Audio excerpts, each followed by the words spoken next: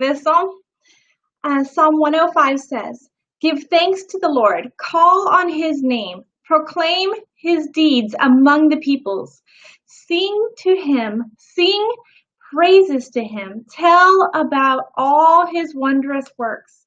Honor his holy name. Let the hearts of those who seek the Lord rejoice. Seek the Lord and his strength. Seek his face always. Remember the wondrous works he has done, his wonders and the judgments he has pronounced. You offspring of Abraham, his servant, Jacob's descendants, his chosen ones. He is the Lord our God. His judgments govern the whole earth.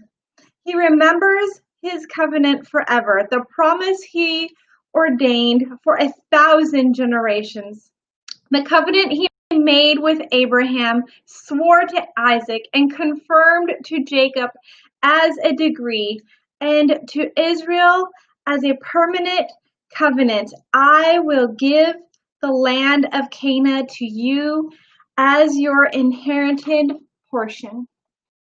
When they were few in number, very few indeed, and resident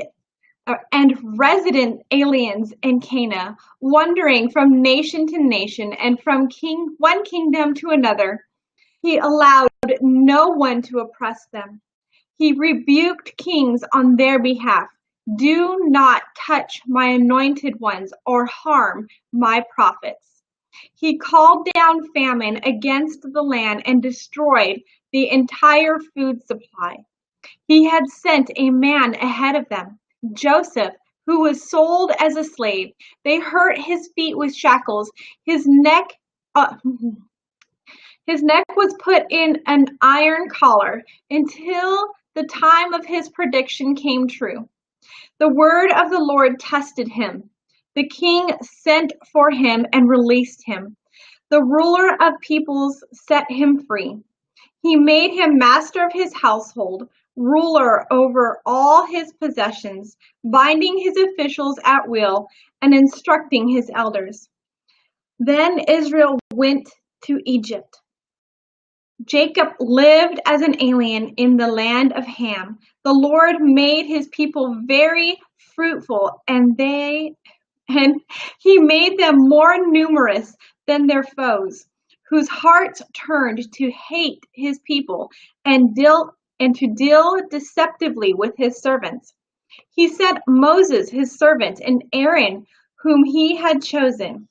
They performed his miraculous signs among them and the wonders in the land of Ham. He sent darkness, and it became dark. For did they not defy his commands? He turned their water into blood and caused their fish to die. Their land was overrun with frogs, even in their royal chambers.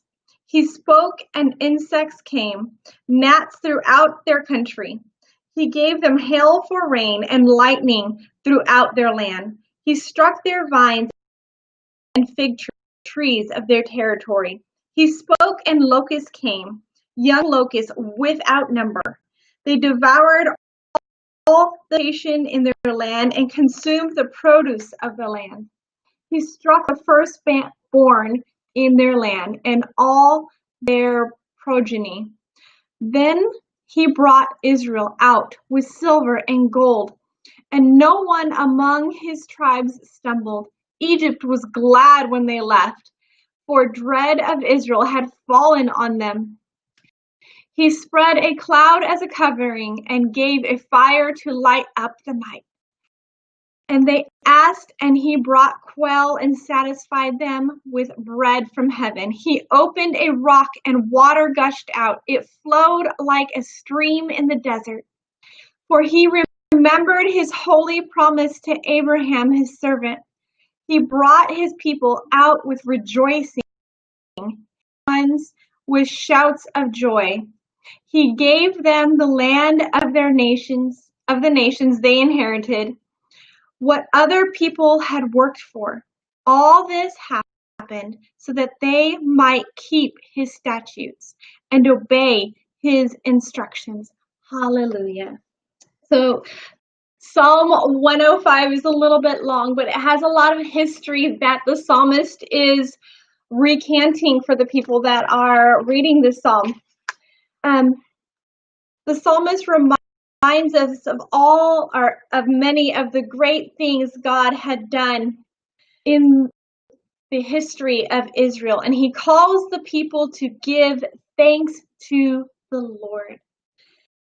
As he recants the covenant God made with Abraham, Isaac, and Jacob, the life of Joseph and how God used him, the time of Israel, the time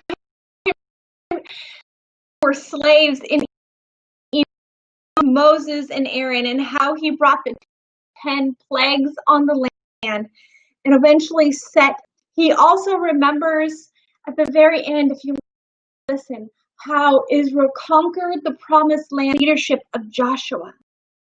The Exodus and the conquering of the land was so important to the nation of Israel. And I think that's one reason why he brings this up. He reminds them what God has done for them. For all his wondrous works, the people, we are to give thanks. Just as the psalmist is calling the Israelites that would have first read this psalm to give thanks, we are to give thanks for everything that God has done. Let's look back into the history of Israel, some of the wonders that God worked. But if you look back through your life, you can trace God's hands just the same.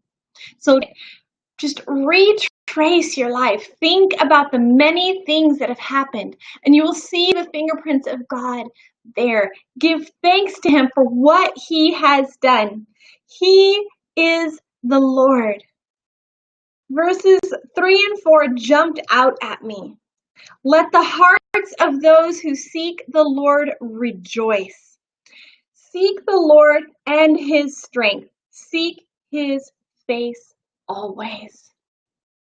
He is the Lord our God.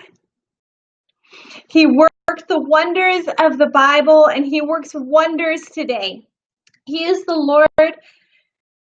And remember, this Lord that is written here is his personal name. It is Yahweh, and it speaks to the relationship that we have with him. He is the Lord. Emmanuel, he is God with us.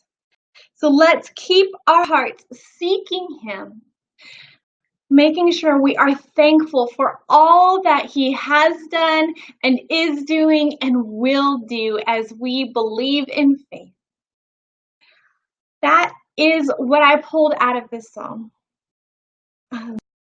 And 3 and 4 is definitely where I landed.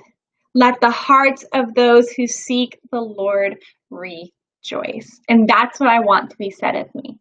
Let my heart seek the Lord. And the evidence of that is to rejoice in him and who he is. Remember all that he has done and be thankful.